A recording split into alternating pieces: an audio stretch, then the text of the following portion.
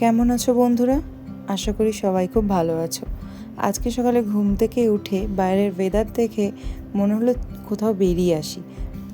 বরকে বলতেই বর বলল, চলো দক্ষিণেশ্বর থেকে ঘুরে আসি। বাড়ির কাছে হওয়ার সুবাদে রেডি হয়ে বেরিয়ে পড়লাম তিনজনে দক্ষিণেশ্বরের উদ্দেশ্যে।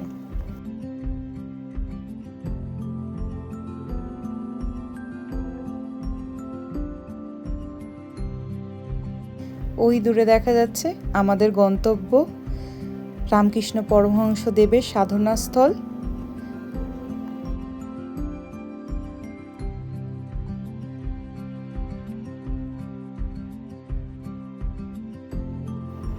পৌঁছে গেলাম দক্ষিণেশ্বরের মন্দিরের গেটে।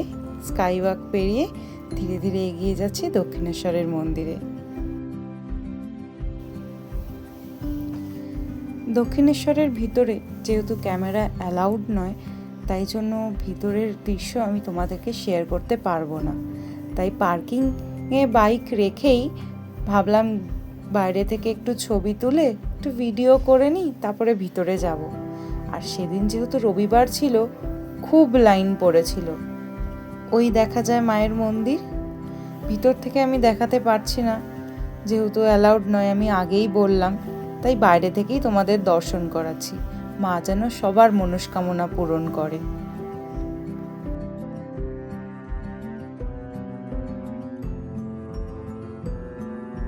আমার ছেলে কোথাও বেরোলেই ঘুমিয়ে পড়ে, জোর করে তাই উঠিয়ে দিলাম। মন্দির দেখবে না, মাকেও দর্শন করবে।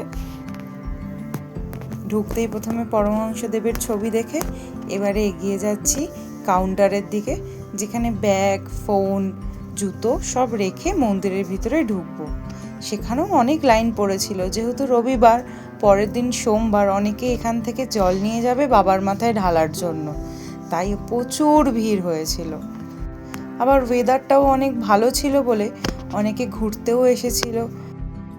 চলো ভিতরে ঢুকে মায়ের দর্শন সেরে নিই, তারপরে আবার তোমাদের সাথে কথা হবে। দর্শন সেরে বেরিয়ে পড়লাম। মায়ের দর্শনের সাথে সাথে দ্বাদশ শিবলিঙ্গ, রাধাকান্ত মন্দির, রামকৃষ্ণ পরমহংসদেবের সাধনার জায়গা সবই দেখে এলাম।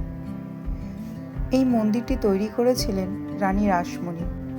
তিনি দেবী অন্নপূর্ণা পূজার উদ্দেশ্যে কাশী যাত্রা করার প্রস্তুতি নিচ্ছিলেন।